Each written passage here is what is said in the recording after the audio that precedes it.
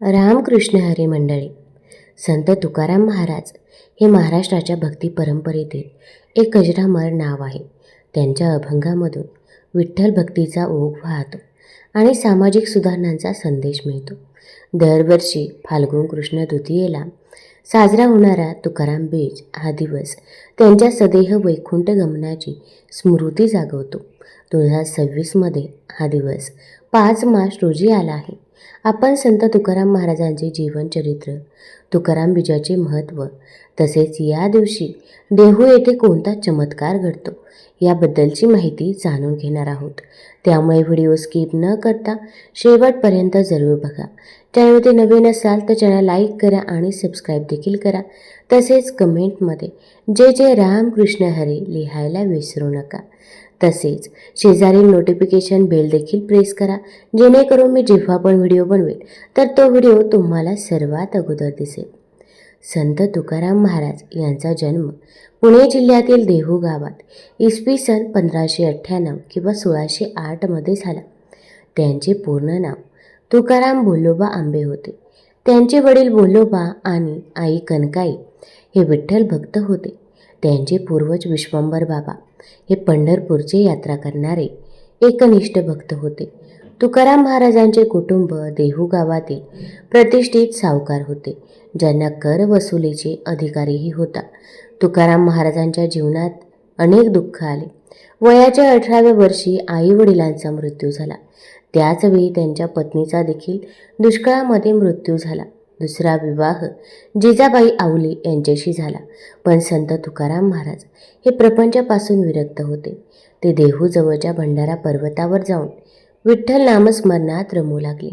स्वप्नात बाबा चैतन्य नावाच्या संताने त्यांना रामकृष्ण हरी मंत्राची दीक्षा दिली. यानंतर संत तुकाराम महाराजांनी 17 वर्षे जगाला भक्तीचा उपदेश दिला. ते वारकरी संप्रदायाचे प्रमुख संत झाले. त्यांनी सुमारे 4500 अभंग रचले, जे तुकाराम गाथा या नावाने आजही संग्रहित आहे. त्यांच्या अभंगामध्ये भक्ती, समता, दया आणि सामाजिक सुधारणांचा आग्रह दिसतो. ते म्हणतात, अभंग म्हणजे विठोबाचं गाणं, भक्तीचे ते अमृताचा पाठ. तुकाराम महाराजांनी जातीभेद, धार्मिक दांभिकता आणि सामाजिक अन्यायावर टीका केली. त्यांचा विरोध झाला, पण निंदकही त्यांचे नंतर भक्त झाले. ते छत्रपती शिवाजी महाराजांनाही भेटले असल्याच्या दंतकथा आहे. त्यांचा मृत्यू इसवी सन 1649 किंवा 1650 झाला, जेव्हा ते कीर्तन करताना सदेह वैकुंठाला गेले असा विश्वास आहे. तुकाराम बीज हा संत तुकाराम महाराजांच्या पुण्यतिथीचा दिवस आहे. फाल्गुन कृष्ण तृतीयेला साजरा होतो. या दिवशी संत तुकाराम महाराजांनी आपल्या शेवटच्या कीर्तनात विठ्ठल नाम घेत सदेह वैकुंठ गमन केले अशी श्रद्धा आहे. बीज म्हणजे द्वितीया तिथी. हा दिवस भक्तांसाठी आध्यात्मिक मुक्तीचे प्रतीक आहे. वैकुंठ गमन म्हणजे देहासह विष्णूच्या लोकात जाणे, जे भक्तीच्या शक्तीचे प्रतीक आहे. तुकाराम बीज भक्तांसाठी एक प्रेरणादायी दिवस आहे. हा दिवस भक्तीच्या सामर्थ्याची आठवण करून देतो. तुकाराम महाराजांच्या अभंगाद्वारे विठ्ठल नामस्मरण करून भक्त मुक्ती मिळू शकतात. तुकाराम महाराजांनी समता आणि दयेचा संदेश दिला. हा दिवस जातीभेद दूर करून सर्वांना एकत्र आणतो. वारकरी परंपरेत हा दिवस कीर्तन आणि अभंग गायनाचा आहे. महात्मा गांधींनीही तुकाराम महाराजांच्या अभंगाचे अनुवाद केले होते. देहूतील नांदुरकी वृक्ष या दिवशी हलतो असा विश्वास आहे, जो तुकाराम महाराजांचे प्रतीक आहे. संत तुकाराम बीज हा केवळ एक दिवस नाही, तर भक्तीच्या मार्गावर चालण्याची प्रेरणा आहे. 2026मध्ये 5 मार्चला हा दिवस साजरा करताना संत तुकाराम महाराजांच्या शिकवणींना जीवनात उतरवा. विठ्ठल नामस्मरणात रमून जाऊन समता आणि दयेचा संदेश बसवा. तुका म्हणे विठोबा विठोबा असा जप करत या पवित्र दिवसाचा लाभ घ्या. संत तुकाराम महाराज यांचा संसाराचा गाडा हा व्यवस्थितरित्या चालवत होते. पण त्याचवेळी एक अघटित घटना घडली. तर त्यावेळी देहूच्या परिसरामध्ये फार मोठा दुष्काळ पडला. इतका दुष्काळ होता की विहिरींना पाणीसुद्धा राहिलं नव्हतं. विहीर, तलाव सर्व काही कोरडं झालं होतं. अगदी जनावरांना खायला चारासुद्धा नव्हता. जे काही डोंगरे होती त्यावरती झाडांना अगदी पानंसुद्धा राहिली नव्हती. सर्व पाने झाडे वाळून गेली होती. असा पूर्णपणे दुष्काळ पडला होता. भुकेने तहानेने जनावरं मरू लागली होती. लोकांना सुद्धा खायला नव्हतं. आणि त्यावेळेस संत तुकाराम महाराज आपलं स्वतःचं धान्याचं कोठार खाली करून दिलं. आणि लोकांना वाटलं, कारण की त्यांच्या मनामध्ये भक्ती होती, दया होती आणि ते फक्त संतच करू शकतात. एवढा दुष्काळ होता की त्यावेळी संत तुकाराम महाराजांनी गावातल्या ज्या लोकांच्या जमिनी होत्या, ज्या गहाण होत्या, त्या त्यांच्या वडिलांकडे होत्या. कारण की त्यांचे वडील सावकार असल्यामुळे भरपूर लोकांच्या जमिनी संत तुकाराम महाराजांकडे गहाण होत्या. तर त्या ज्या काही गहाण जमिनी आहे त्यासुद्धा त्यांनी त्या लोकांना देऊन टाकल्या. सगळी खतं ही लोकांना वाटून टाकली. त्यांनी मागचा पुढचा विचार न करता सगळी धन दौलत देखील वाटून टाकली. आणि त्यांच्या मनामध्ये एक विचार आला की खरंच एवढा दुष्काळ पडलाय, एवढा भीषण दुष्काळ आहे, खरंच मग देव आहे का? आणि देव जर असेल तर एवढा दुष्काळ का पडतो? त्यांना मरणारी माणसं दिसत नाही का? किंवा जी काही जनावरं उपासमारीने तरफडताय तर ती भगवंताला दिसत नाही का? असा प्रश्न संत तुकाराम महाराजांना पडला. आणि त्या प्रश्नांचं उत्तर शोधण्यासाठी संत तुकाराम महाराजांनी आपलं घर सोडलं. सगळं जमीन, पैसा, सगळी संपत्ती त्यांनी वाटून टाकली होती. फक्त राहण्यापुरतं जे काही घर होतं तर तेवढंच घर त्यांच्याकडे राहिलं होतं. जवळच भंडारा डोंगर होता. या भंडारा डोंगरावरती संत तुकाराम महाराज हे निघून गेले. तिथे झाडाखाली बसले आणि भगवंताचं नामस्मरण त्या ठिकाणी चालू होतं. प्रत्येक क्षण भगवंताने निर्माण केला आहे आणि प्रत्येक क्षणावरती भगवंताचं नामस्मरण चालू झालं. जय जय राम कृष्ण हरी, जय जय राम कृष्ण हरी असं देवाचं स्मरण चालू झालं. पंढरीच्या पांडुरंगाचं नामस्मरण चालू झालं होतं. त्यांनी अगदी अन्न पाणी काही घेतलं नाही. इकडे पत्नी घरी वाट पाहत होती, भाऊ वाट पाहतोय. परंतु या संसाराचा विचार न करता भगवंताचं नामस्मरण आणि या प्रश्नाचं उत्तर मिळवायचं होतं की खरंच देव आहे का? कारण की एवढा भीषण दुष्काळ पडलाय आणि भगवंताला काळजी नाही का? असा त्यांना प्रश्न पडला होता. देवालाही काळजी वाटली पाहिजे असं त्यांना वाटत होतं. आपल्या भक्ताची आणि अखंड विश्वाचा मालक देवादिदेव विष्णुदेव स्वतः बालरूपामध्ये भंडारा डोंगरावरती आले आणि संत तुकाराम महाराजांना त्या ठिकाणी त्यांनी दर्शन दिलं. आणि देव आहे की नाही या प्रश्नाचं उत्तर तेव्हा तिथे त्यांना मिळालं. संत तुकाराम महाराजांनी अखंड विश्वाच्या कल्याणासाठी अभंगाची गाथा लिहिण्यास सुरुवात केली. दररोज भंडारा डोंगरावरती जायचं आणि अभंग लिहायचे. प्रत्यक्षात एकदा भगवान विष्णुदेव आणि संत नामदेव संत तुकाराम महाराजांना भेटण्यासाठी देहूमध्ये आले होते. आणि प्रत्यक्षात भगवंताने सांगितलं होतं की तुकोबा, प्रत्येक क्षण महत्त्वाचा आहे, तुमच्या आयुष्यातला प्रत्येक क्षण. त्यामुळे संत नामदेवांचे स्वप्न तुम्हाला साकार करायचं, शतकोटी अभंगाचं, हे स्वतः भगवंतांनी संत तुकाराम महाराजांना सांगितलं. आणि संत तुकाराम महाराजांनी शतकोटी अभंग लिहून काढले होते. अभंगाची गाथा म्हणजे हा अमृताचा ठेवा आपल्यासाठी ठेवला. आता अभंग लिहिताना त्यांना अनेक अडचणी आल्या. त्यावेळी जाती व्यवस्था होती. उच्चवर्णीय लोकांनी संत तुकाराम महाराजांना भरपूर त्रास दिला होता. अनेक अडचणी आल्या. गाथा लिहिताना गाथा लिहून पूर्ण झाली. त्यावेळी उच्चवर्णीय लोकांनी संत तुकाराम महाराजांची गाथा ही इंद्रायणीच्या डोहामध्ये टाकून दिली. महाराज त्या ठिकाणी अन्न पाणी न ग्रहण करता दगडावर बसले होते. तो दगड सुद्धा आता पुराव्याला आहे. आपण जर कधी देहूच्या मंदिरामध्ये गेला तर तुम्हाला तिथे बघायला मिळेल. तुकोबांची गाथा पाण्यात टाकली आहे. आणि त्यावेळी देवादिदेव विष्णुदेवांची पत्नी म्हणजे स्वतः लक्ष्मी मातेने या गाथेचं रक्षण पाण्यामध्ये केलं. आणि जशीच्या तशी गाथा संत तुकोबांची गाथा अमृताचा ठेवा संत तुकाराम महाराजांच्या हाती आणून दिला. ही सत्य घटना आहे. तुकाराम महाराजांची अभंगाची गाथा लिहिली आहे. 4500 अभंगाची गाथा आजही उपलब्ध आहे.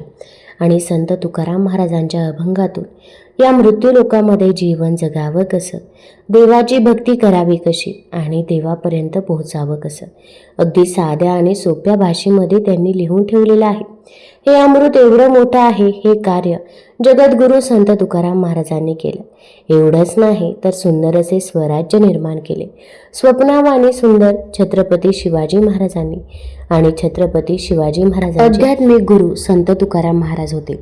संत तुकाराम महाराजांचे पंढरपूर येथे एकदा कीर्तन चालू होते. त्यांच्या विठ्ठलाच्या भक्तीपर कीर्तनाला रंग चढला होता. त्या कीर्तनात छत्रपती शिवाजी महाराज स्वतः एक भाविक श्रोते म्हणून गेले होते, असा काही चरित्रकारांनी उल्लेख केला आहे. त्या कीर्तनात छत्रपती शिवाजी महाराजांना पकडण्यासाठी आदिलशाही सैन्य आले होते. तेव्हा तुकाराम महाराजांनी विठ्ठलाला भक्तीपर विनंती केली, तर सगळीकडे छत्रपती शिवाजी महाराज दिसू लागले. शिवराय व तुकोबा यांच्या भेटीबद्दलचा एक प्रसंग असाही आहे की आर्य धर्मातील राजा हा सत्तेने उन्मत्त नसतो, तर तो संतश्रेष्ठांचे आशीर्वाद घेणारा व आपले शिर त्या चरणावर ठेवणारा असतो.